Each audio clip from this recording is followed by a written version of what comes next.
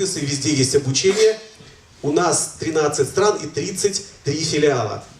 И это всего лишь за 15 лет, почти 16 лет нашей работы. Мы начинали здесь, в Одессе, я сам одессит. И, ну, честно говоря, когда начинал компьютерную академию «Шаг», я не представлял, что мы имеем такой большой потенциал для роста. Мне очень приятно, что, ну, нам способствовал рынок. Но, в принципе, когда я начинал это обучение, не думал о том, что я иду за большими деньгами, за большой славой, вот там 20 тысяч студентов. Нет, у меня была простая мечта. Когда-то я хотел стать программистом. Когда-то я, наверное, вот точно так же мечтал о будущем, в котором, ну, тогда уже было понятно, это было не так давно, всего лишь 25 лет назад, я мечтал о том будущем, которое нас ждет. Я понимал, что мир меняется, и нужно к этому изменению успеть. Я понимал, что еще чуть-чуть, и именно программисты будут править миром. Я даже вот со своим ребенком недавно разговаривал, ему 6 лет тогда было, я спрашивал там: Стасик, ты кем хочешь быть? Он подумал, говорит, ну тут два варианта, либо Дарт Вейдером, либо программистом. Ну и на самом деле здесь шутки практически нету, и те, и другие правят миром. По крайней мере, программисты будут править, а сейчас пока они правят теми вещами, которые правят мир.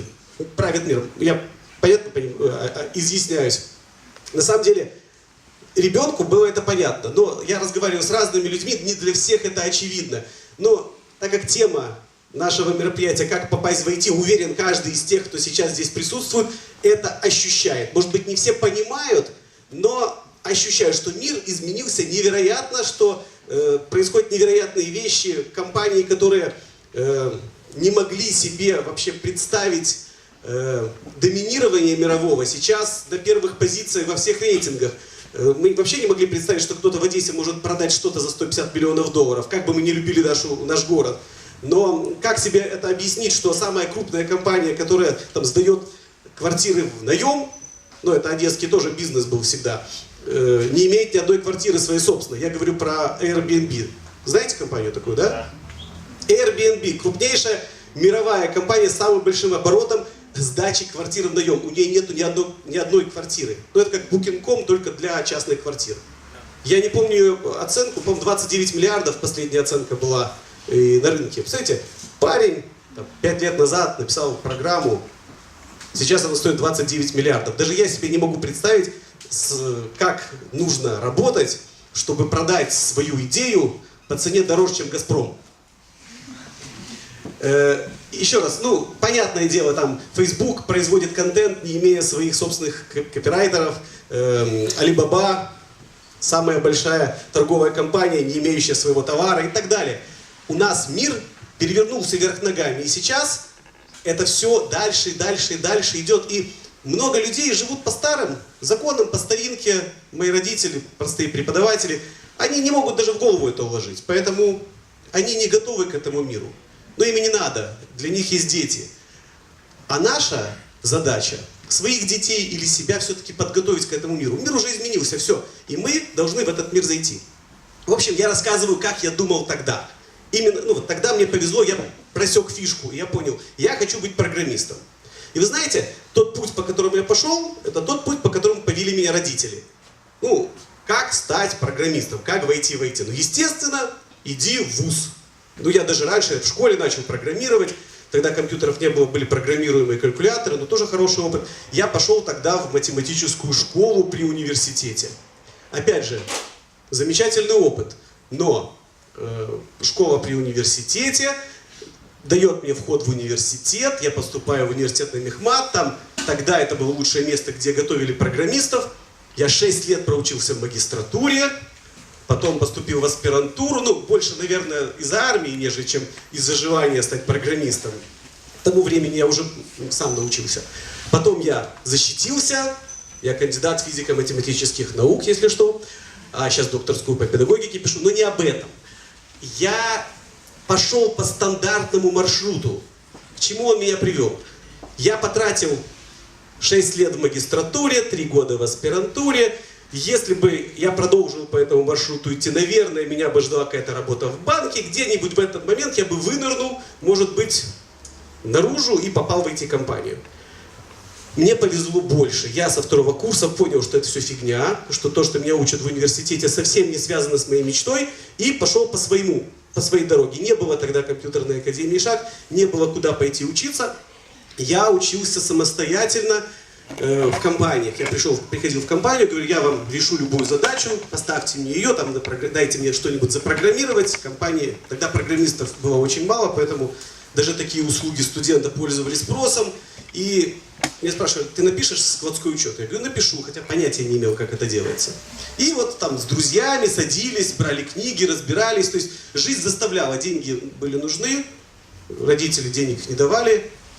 Ну, девушек надо было водить хоть в кино, в ресторанах тогда это даже страшно было подумать. В любом случае, я пошел по своему пути, он был очень долгий. И более того, я не могу сказать, что я по этому пути пришел в какое-то там светлое будущее. Я стал, безусловно, программистом, но тот мой уровень, который я тогда 3-4 года набирал, работая на компании, он даже вот на уровне джуна компании Sigma не подойдет. Я этот путь шел, работал вот действительно по 20 часов в сутки, но я шел не системно. У меня был заказчик, который требовал складской учет, я ему написал. Был заказчик, который требовал написать сайт, я сделал. Это не системное образование, и я не могу им похвастаться. Но я тогда понял, те знания, которые нужны рынку, совершенно не связаны с теми знаниями, которые дает стандартная классическая дорожка, по которой нас толкает государство, общество, родителей через вузы, через там 5 лет учебы. Более того, я понял, по ходу, когда я работал, я понял, что эти знания, но они не какие-то там сверхъестественные. Они вполне достижимы, если этим заниматься. Правда, их много, они разнообразны, я не знал, за что хвататься, что важно, что не важно. Поэтому, собственно говоря, через 6 лет, когда я уже мог себя считать профессиональным экспертом в области программирования, я еще сетями занимался, я уже понял, что я могу учить людей. Я решил, что создам такое учебное заведение, которым бы самому захотелось учиться тогда. Вот я хотел стать программистом, мне ничего не нужно было лишнего. Дайте мне только то, что нужно, чтобы работать. Дайте то, что требуется для трудоустройства в ведущие компании мира, города и так далее. Или самому, чтобы можно было зарабатывать. Простая задача. И я знал, как ее решить. Ну, слава богу, я из семьи педагогов, у меня был педагогический опыт, поэтому я начал тогда выстраивать учебное заведение по принципу ничего лишнего и обучают профессионалов. Вот две задачи. На самом деле, давайте подумаем, чтобы не идти, как вот Алекс сказал, путем самурая, не кидаться в несистемные знания, да, и здесь нахватался, то есть тем путем, по которому я когда-то прошел. Есть путь, по которому могут тебя провести эксперты. Что нужно для этого пути? На самом деле не так много. Во-первых, нужна системная программа. То есть я точно знаю, как эксперт, что нужно знать человеку для того, чтобы я его взял на работу. Или рынок говорит, для того, чтобы человек трудоустроился, нужно вот такой перечень знаний, умений, навыков и компетенций. Эксперт в области образования может из требований рынка разложить программу обучения. То есть, пройдя по этой программе, это как дорожная карта. Путь. Проведя человека по этому пути, мы знаем, что он будет иметь знания, умения, навыки и компетенции, необходимые для трудоустройства. Вроде все просто. Но кроме того, что у нас есть программа, нам нужны вот эти самые проводники, которые профессионально проведут человека по этой дороге. На самом деле это не так просто. Мы знаем, что, вернее, я знаю, когда я учился, что занятия в школе, в институте чаще всего выглядели как нудное бубнение преподавателя у доски. То есть мы приходили, у нас была тоже аудитория большая, садились, брали конспекты и тупо записывали за преподавателем, который целый час что-то записывал на доске, считая, что он нас обучает. Ерунда. Так не обучают. И, к сожалению, и школа, ни вуз не используют современных педагогических методик, которые уже, я не знаю, там 100 лет известны. Я как педагог знаю их. Я как педагог вижу невооруженным глазом те ошибки, с которыми нас, я не знаю, там, воспитывают с детства. Эти школы и преподаватели не обученные, которые не знают, что детей нужно увлекать, что любого человека нужно мотивировать на результат, что учебный процесс это не трансляция в одну сторону. От того, что я буду кому-то что-то говорить, не значит, что там это знание останется. Это двухсторонний процесс, постоянный обмен информацией. Есть целые матрицы, есть целые теории запоминания, усвоения, мотивации, самомотивации, есть кривые запоминания, есть масса технологий, которые игнорируются нашей школой. Причем не только нашей школой. Как оказалось, когда мы вышли на другие рынки, когда мы открылись в Камбодже, когда мы открылись в Бразилии, вы знаете, я не знаю, с чем это связано, но образование, наверное, один из немногих отраслей, где до сих пор есть ручной труд, и технология не менялась с 19 века. Но слава Богу, это рынок, который можно поменять. Я за это взялся. И, честно говоря, не жалею. Потому что я вижу результаты работы. Ну, давайте еще к философии все-таки. Программа обучения, педагоги. Можно транслировать информацию. Это не наш метод. Можно обучать профессионально, но кто будет обучать? Может ли обучить человек, который не разбирается? На мой взгляд, нет. Поэтому мы должны привлекать людей, которые сами не понаслышке знают материал. У нас классическая схема: преподаватели сначала обучаются в педине, потом идут преподавать, то есть не проходят через непосредственную практику. У нас так нельзя. Мы должны привлекать профессионалов, которые должны научить через свой опыт. Они приводят примеры из жизни, они рассказывают о том, как на самом деле это все делается. Учебников нету. Нормальных учебников, вот кроме как по фундаментальным вопросам, в IT нет. Потому что так быстро, как меняются технологии, не успевают эти учебники просто печатать. Поэтому мы должны понимать, что от преподавателя в большей степени зависит качество обучения. И если мы обеспечим хорошим материалом, хорошего преподавателя, мы почти победили. Есть еще два важных момента. Третий момент – атмосфера. Чать, если нет атмосферы, вот как вдохновляющей. Когда преподаватель зажигает, когда он говорит с удовольствием, когда вы видите на него, что его это вдохновляет, вам тут же хочется делать то же самое. Я многократно был на занятиях наших преподавателей, Алекса вы слушали. Согласитесь, он влюблен в свое дело. Это видно невооруженным взглядом, правда? И люди, которые с ним работают, точно так же влюбляются. Вы много раз видели людей, которые влюблены в какое-то дело. Художник рассказывает про картины настолько воодушевленно, что вам тоже хочется побежать домой и почитать побольше про него в Википедии. Не знаю, какой-нибудь экскурсовод, очень часто бывает так, что бывают экскурсоводы, которые просто отрабатывают программу, а есть, которые с такой любовью рассказывают про город, что тебе хочется в этом городе остаться и жить. Я был во Львове, меня сопровождал экскурсовод, я реально задумывался о том, чтобы купить там квартиру, после того, как он меня поводил. Влюбленность в свое дело создает атмосферу. И эта атмосфера, она тоже дает возможность быть, стать частью этого. Это то, что тебя будет потом мотивировать, давать тебе энергию. Это третья часть. И самая важная, четвертая часть, составляющая процесс эффективного обучения, это сами студенты. Вы знаете, это удивительно, что творит сейчас наша система образования, но дети, которые приходят сейчас из школ, студенты, которые приходят из вузов, абсолютно не умеют учиться. То есть они думают, что умеют учиться.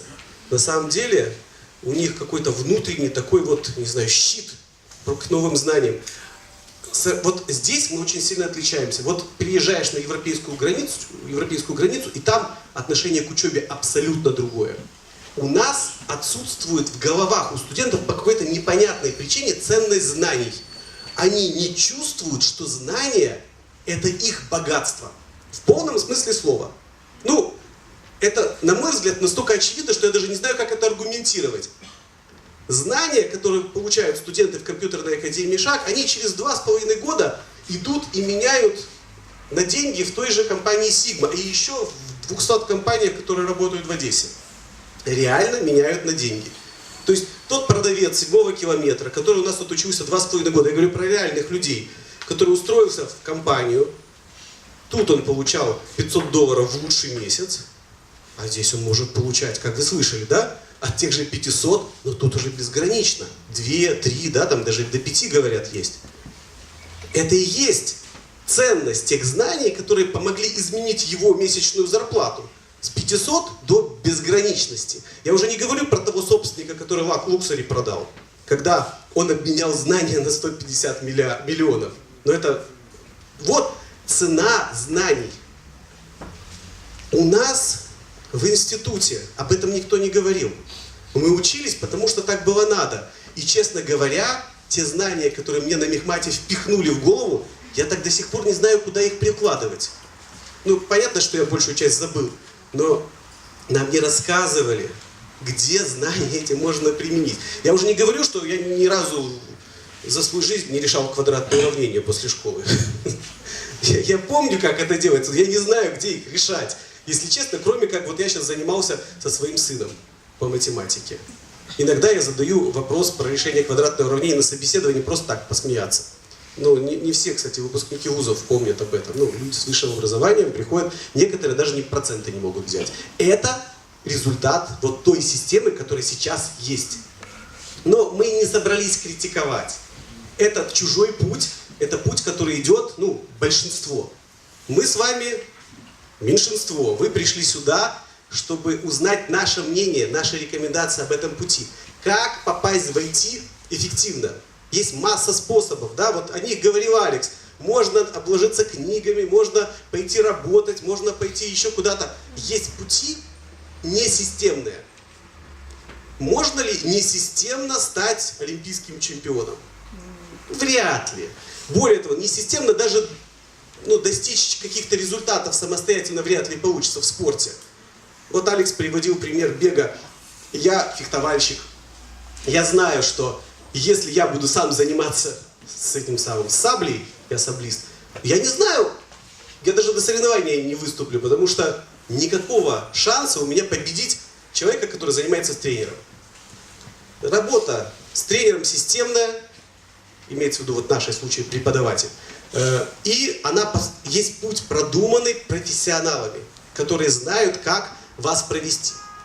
В начале этого года мы с женой совершили восхождение на Килиманджаро. Ну, восхождение это громко сказано, хотя вершина 6000-ник. Это реально тяжелый маршрут. Я никогда выше, Альп не поднимался, и то на подъемнике, а тут пешком. И я интересную вещь там понял. На Килиманджаро зайти может каждый. Никаких проблем. И спуститься сможет каждый. Вопрос в том, что если бы я шел один, без проводника, у нас как группу собирают, и мы, значит, шпарим 4 дня вверх, 2 дня вниз. Реально тяжелое испытание, на самом деле приключение, но впереди идет проводник, который нас ведет этим маршрутом. И там есть тропинки, которые, если я пойду не по тропинке, не по правильному маршруту, я там и останусь. Более того, я видел несколько, таких, когда идешь вверх, там воздуха не хватает, горная болезнь, надо к этому готовиться правильно. То есть нам проводник рассказал, как нужно правильно себя вести, чтобы не было этой горной болезни, чтобы кислорода хватило, чтобы сил хватило подняться, а главное потом спуститься. Это невероятно тяжелый маршрут, трекинговый, но очень тяжелый.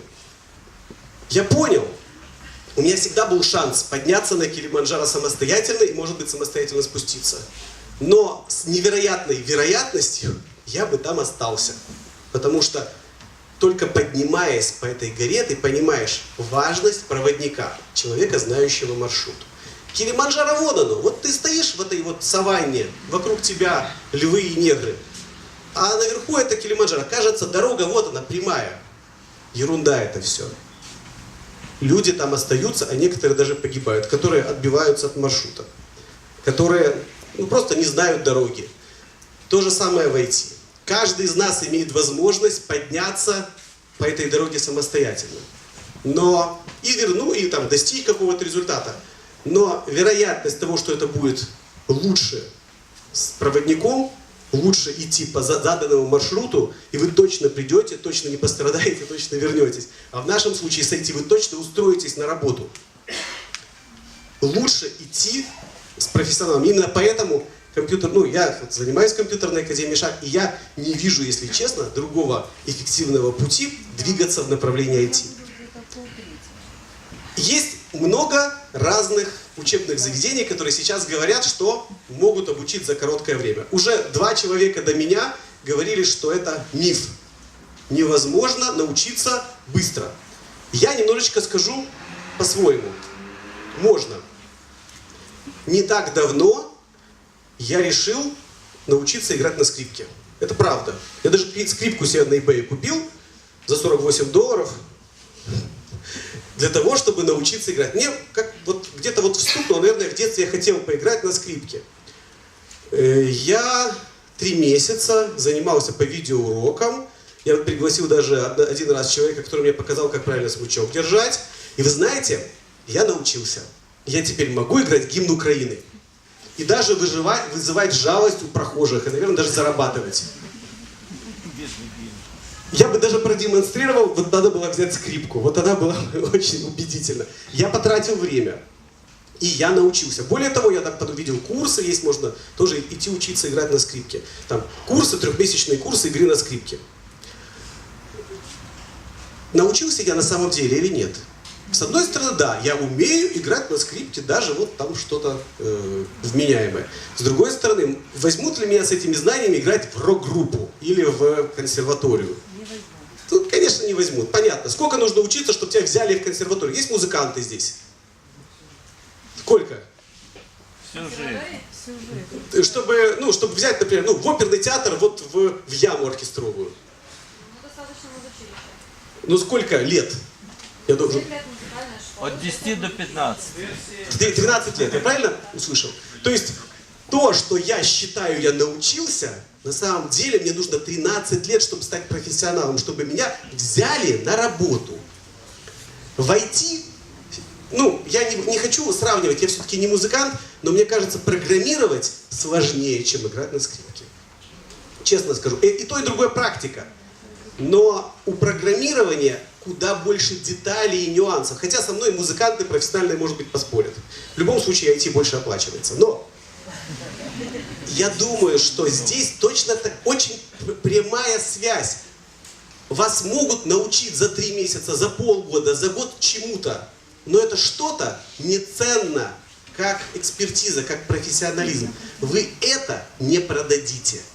Вы не устроитесь на работу в IT-компанию. Вы не сможете называть себя профессиональным программистом, или вообще программистом. Просто по одной причине.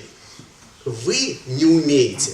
И те знания, это как моя игра на скрипке, только вызывать жалость у прохожих. С другой стороны, чтобы выйти на этот уровень жуна, чтобы с вами разговаривали о стажировке, чтобы вы понимали, что такое GitHub и как туда что выкладывать, да, нужно не просто узнать об этом, нужно этому учиться. Начинать с мышления. Вот говорит, я бы начал с Python. А что значит начать с Python? Это же не знаю. Начните с Python. С какого Python? Где его взять? И что значит начать? Начать нужно с понимания, с мышления, с алгоритмов. Python это язык, но тебе нужно понимать, как этим языком пользоваться, что ты будешь реализовывать на этом языке. И главное, хорошо, начну, я скачаю уроки. Я скачивал уроки, мне было интересно видеомонтаж. Меня ребенок попросил сделать «Звездные войны» с его участием. Я решил попробовать это сделать. Не стал обращаться к своим преподавателям, они заняты. Я скачал видеоуроки. Я просидел честно 2 часа. Даже специально домой принес зеленый фон и снял ребенка. Я делал это все как положено по видеоурокам, но у меня не получалось. Я не знаю, я делал все то же самое, но в какой-то момент я утыкался в проблему. И я не знал, почему у видеоурока автора работало, у меня нет. И все, я вот на том моменте бросил, и с тех пор больше не занимался видеомонтажом. Хотя, желание было, да? И вот это самое страшное. Вы могли бы пойти по этому пути. Я быстро провел по этому пути, все было бы нормально. Я бы не потерял интерес. Я бы сделал вместе с ребенком его эти «Звездные войны», чтобы там молнии сверкали вокруг его головы, и он размахивал этим звездным мечом. Я это хотел, но я этого не сделал. И сам расстроился, ребенка подвел. Всего лишь потому, что я неправильно выбрал путь. Я сам вас учу идти по этому пути, и я в как бы сам делаю, оступаю, сделаю неправильный выбор направления. Но я учу вас для того, чтобы вы поняли, можно пробовать, но путь все равно остается один. И я, честно говоря, не знаю другого, кроме как компьютерная академия «Шаг». Потому что мы сейчас работаем вот по этим стандартам, о которых я вам сказал. Хорошие преподаватели, хорошая программа обучения, связь с индустрией, атмосфера и классные студенты. Мы занимаемся ими, мы работаем с ними, мы стараемся делать так, чтобы у них не было шансов съехать, у них не было шансов упереться в закрытую дверь, вот так вот, как я, и потерять интерес. Мы создаем конкурсы. Специально, вот сейчас будет золотой байт, если среди вас есть студенты, шаговцы, я знаю, что есть, принимайте участие, потому что 500 тысяч гривен призовой фонд – это не главное. Не главное, что там мы победителей везем в Силиконовую долину по этим всем крутым компаниям общаться с крутыми инвесторами. Не это главное. Главное, что люди начинают пробовать что-то создавать. Люди начинают демонстрировать свои проекты работодателям. Вы знаете, это на самом деле огромная проблема. Вот студенты собираются, они что-то делают, мы говорим, давайте, показывайте. Вот мы специально приглашаем людей. Они говорят, нет, мы еще поучимся, мы еще не готовы. Да готовы, можете, вперед. Курс в Киеве по программированию микроконтроллеров, сегодня был вопрос. Я разговаривал со студентами, они реально уже могут это Apple Watch сделать. То есть они уже умеют это делать, они уже умеют собирать все вот эти вот детали, они уже сами создают реальный телефон, связывают его с компьютером, с телефоном, с часами, могут его программировать, писать приложения, они даже эти, не Angry Birds, птичка летает вот так вот, препятствия. Да, они все это делают уже в рамках этого курса. Я говорю, давайте, придумывайте, показывайте. Они говорят, мы еще не готовы. Да чего вам уже нужно еще? Это уже вот то, с чего можно начинать, то, что можно делать. Люди боятся показывать свои знания, люди боятся делать вот эти шаги. И поэтому мы вынуждены стоять сзади, их толкать. И вот тогда есть результат. Вот тогда те ребята, которые в 2012 году выиграли Imagine Cup, слышали про перчатки, которые жесты преобразуют в глухонемых в речь? Да. Это вот та же самая ситуация. Ребята готовы были. И мы над головой им стоим, давай делай, давай бери вот это, поехали, давай вот это. Мы не готовы, никому не нужно, это все фигня. Мы там будем соревноваться с Стэнфордом, с Оксфордом, с японцами, с китайцами. Они нас порвут на части. Говорят, делайте, у вас все получится. И вот сделали, заняли первое место, выпустились из шага. То есть еще год они у нас проучились, выпустились из шага. 3 года прошло, инвестора в очереди стоят, деньги дают. Компании говорят, давайте мы вам поможем. Патентные поверенные говорят, патентуйте, отберут. Они говорят, нет, мы еще не готовы, нет, мы еще поработаем, нет, мы еще там подумаем, еще там впереди куча времени. Уже, я не знаю, десяток продуктов вышло после них с тем же функционалом. Побеждает не умный, побеждает быстрый. Нужно быстро принимать решения. Тогда, в 2012 году, когда их возили по всем конференциям, деньги предлагали, Google интересовался, Microsoft, им 50 тысяч долларов сразу дали, и потом они еще могли на 500 000 претендовать. Они говорят, нет, мы не готовы, и еще у нас сырой продукт, мы должны над ним поработать. Поработали. 3 года прошло, никому он не нужен. Уже вышли десятки таких же продуктов. То же самое и с рынком труда. То же самое и с вами. Многие люди ходят и думают, еще чуть-чуть подожду, я еще не готов. Я еще подумаю, похожу, у меня еще есть время. Нету времени, друзья мои. Побеждает не умный, побеждает сейчас быстрый. И пусть что-то вы не успеваете, начинайте делать это здесь и сейчас. Не откладывайте на завтра, потому что завтра ваше место может занять кто-то другой. Вы знаете, когда я об этом подумал 2 года назад, 3 года назад, вот мысль побеждает не умный, а быстрый, заставила меня пересмотреть мои, скажем, стратегии в жизни. У нас тогда было 15 филиалов по Украине и 2 филиала за границей. Один в Эстонии, один в Праге. И он так, ни шатка, ни валка, времени не хватало. Времени 24 часа в сутках, об этом говорили. Но я подумал, быстро, надо быстро решение принимать. Что же мне нужно делать? И я придумал идею. Я придумал, как развиваться, с учетом существующих ресурсов.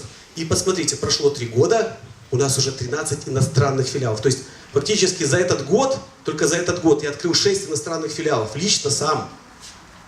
6 иностранных филиалов. Я, правда, посчитал, что мне сейчас, чтобы объехать каждый филиал и потратить на него хотя бы недельку, понадобится 9 месяцев. Но я уже знаю, как существующие технологии позволяют мне не ездить, а сидя в своем кабинете, закинув ногу на ногу, я взаимодействую с ними. И вот у меня сейчас на этот месяц 2 поездки, а еще 2 филиала, скорее всего, открою в этом году. Это будет Азербайджан и Америка, Вашингтон. И это вопрос к времени, да? Вы говорите, надо работать 20 часов, надо нанимать няню. У меня хватает времени путешествовать. Я 70 стран объехал в мире. У меня хватает времени посвятить своим детям. Правда, конечно, не столько, сколько хотелось бы, но все равно я провожу с ними время. И хватает времени на скрипку и на жену.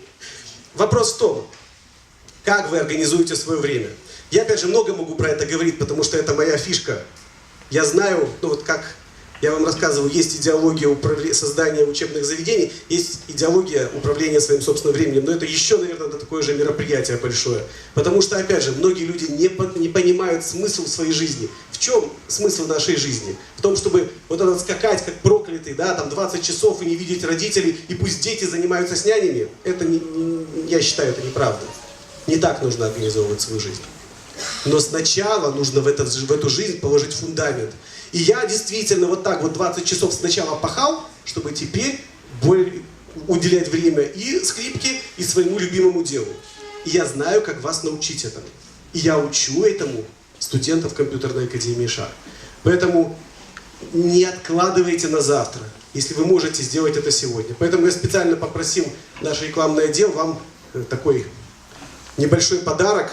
Вообще мы не делаем скидки в последнее время в связи с этими делами, но каждому, кто пришел, можете подойти к менеджеру, и они дадут вам ваучер на 10% скидку. Собственно говоря, учитывая, что деньги для каждого важны, я думаю, что это, я не давал больше никому скидок фактически за последнее время. Просто хотелось сделать вам приятное. Поэтому не откладывайте, если вы приняли решение, сделайте это в ближайшее время. Я обещал, что не буду вас долго держать, поэтому, если у вас есть вопросы, готов там на 2-3 ответить. Извините, вы не подскажете, вот эти академии, которые у вас открываются в Азербайджане и в других странах, это по франшизе или это личное? Да, это личное. Я нахожу там партнера, но это личное, это не франшиза. Я лично открываю, я лично собственник. Да. Вот вы говорите о том, что на такое качественное базовое обучение необходимо там около 2-2,5 лет. Но тем не менее у вас на сайте есть курсы длительностью там около года, да, которые предполагают начальный уровень уверенный пользователь ПК. Совершенно верно. Смотрите, есть 2 вида образования. Есть курсы, а есть образование. Вот образование это то, что наполняет нашу жизнь, что определяет нашу жизнь. А курс это инструмент. То есть я как сантехник умею пользоваться разными инструментами. И инструмент – это курсы. А знание, что делает меня сантехником, это образование. Понимаете? То есть курсы – это мы учим пользоваться инструментом, это мы не даем образование. А вот есть годовые курсы, и есть 2,5-годичное образование.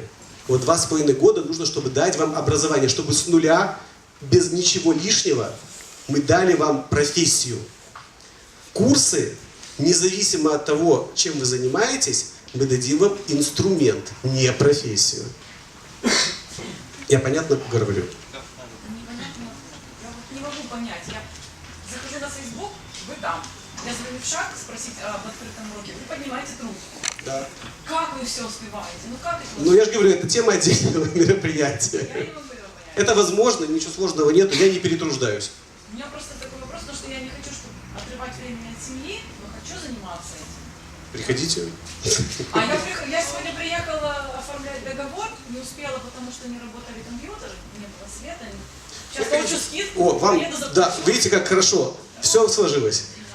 Можно один вопрос? Да. Правильно, микрофон вопрос, но года 4-5 назад, открывая судовые газеты, там пишется, принимать нужен специалист, технической, но там, кроме студентов ШАР. На сегодняшний день, у меня очень много знакомых, которые закончили, да, академию вашу. Тоже, когда приходит человек, показывает диплом ваш, говорят, они, грубо говоря, ухмыляются, там, типа, не подходят. Вы знаете, я слышал про это, но ни разу таких компаний не видел. Я знаю, что у нас есть масса конкурентов, которые такие слухи распространяют, но это их как бы проблема. Я когда-то даже публиковал, что я даю $100 за вакансию, где мне покажут, что вот студентам шага не обращаться, но еще никому не заплатил. Но нету таких компаний. Вот у нас на сайте, ну нету таких компаний, я не знаю таких. Покажите мне лично, я вам $100 дам. Нету таких компаний, это вранье все. Но, смотрите, тут еще один момент интересный. Вы сказали, показать диплом, и у человека будет все хорошо. Диплом ничего не дает. Это наш совковый менталитет. Нас кто-то так научил, что я иду за образованием, значит, мне должны дать диплом. Сакральная ценность, конечный результат образования – это диплом. Ерунда. Конечная цель образования – это знание. И я должен знания предъявить. Вы слышали, что говорил предыдущий директор компании? Я прихожу и демонстрирую знания. А если мне знаний нету, я не могу предъявить знания, тогда я предъявляю диплом и пытаюсь им прикрыться. Смотрите, маленький пример. Вот у нас около 20 тысяч человек учатся. Не все доучиваются до конца. Где-то, наверное, половина только получает диплом. Ну, кто доходит до конца, не каждый даст. Мы даем диплом только тем, кто сдал все экзамены. Все, без исключения. Хотя бы одного экзамена нету, диплом человек не получил. Кто-то даже отваливает, учиться непросто, поэтому кто-то отваливается на середине, кто-то может доучиться до конца, даже диплом не получить. Кого-то мы выгоняем. Так вот, представьте себе, я не родивый студент. Меня, грубо говоря, там, выгнали там, через 3 месяца от начала обучения. Но я хочу работать. Я пойду в компанию Sigma и скажу: здравствуйте, я учился в шаге. Ну, как молодец, хорошо, показывай, что умеешь. Я же учился в шаге, вам этого недостаточно? Ну, показывай. Ну, понятное дело, но даже если бы учили, он нерадивый, он ничего не знает. И что окладывает у HR?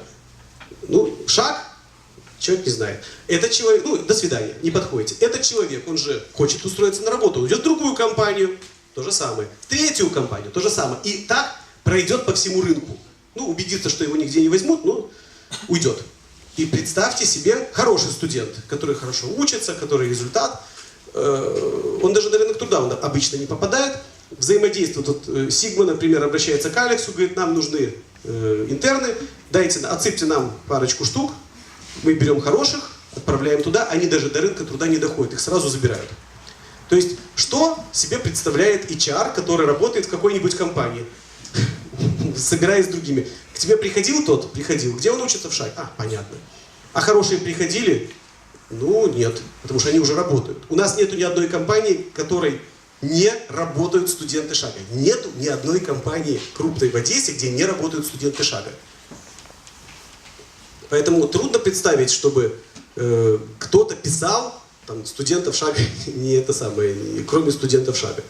Поэтому, еще раз подчеркиваю, я слышал про это, но ни разу не видел, и мне ни разу никто такую компанию не показал. Если у вас будет такая возможность, есть шанс заработать $100.